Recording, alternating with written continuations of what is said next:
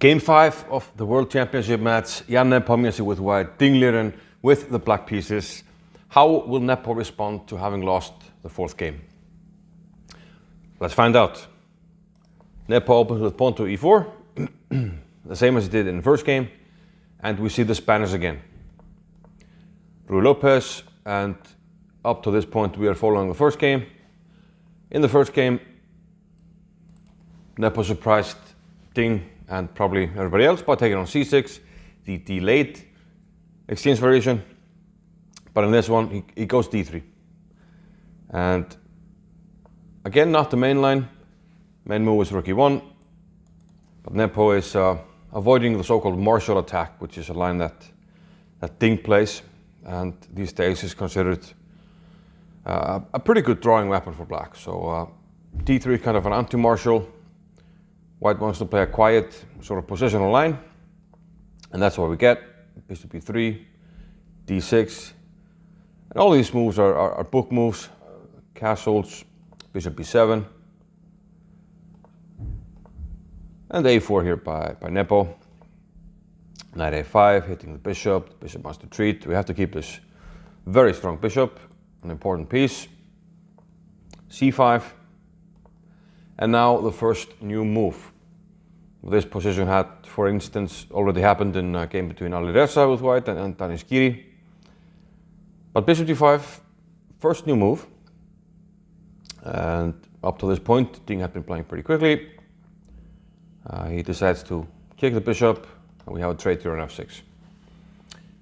In many lines where the d5 square has been weakened, the idea to trade off this bishop here on c1, take on f6, to eliminate the knight is very often a good strategy to get a better foothold on some light squares. So Nepo takes on b5 here and develops the knight. Knight comes back to c6, sort of finished its duties there. Bishop to d5, black trades, queen d7, intending to hit the queen here. After rook e1 he does so, queen d1. And yeah, it's around these parts that perhaps Ding should have chosen a different path. He goes bishop d8 here.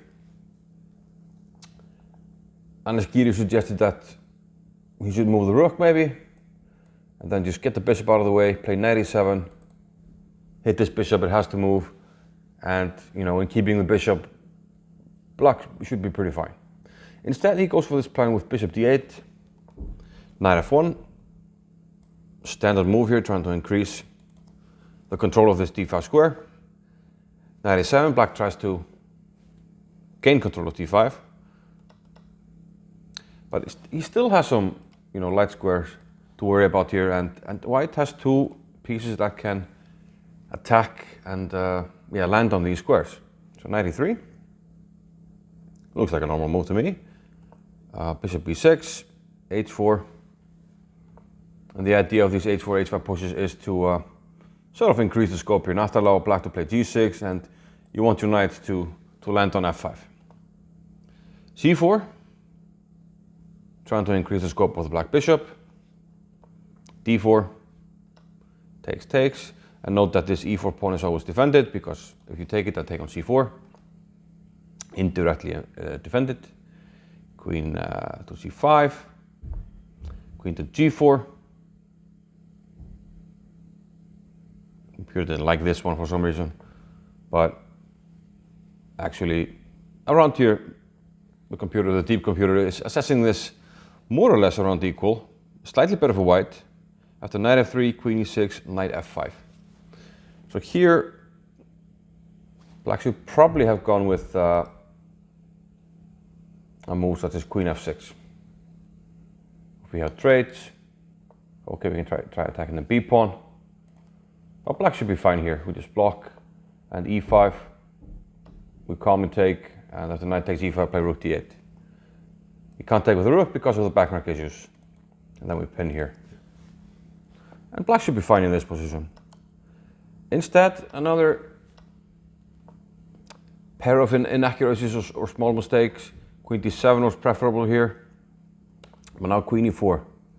Great move hitting the rook. And after rook b8, Nepo follows up energetically here with rook e2 and then g4.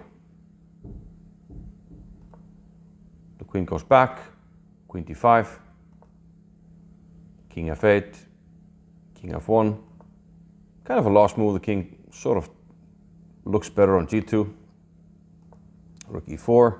And slowly but surely, Nepo is getting ready to push around here on the king side. He does so with g5, takes, and rook g4.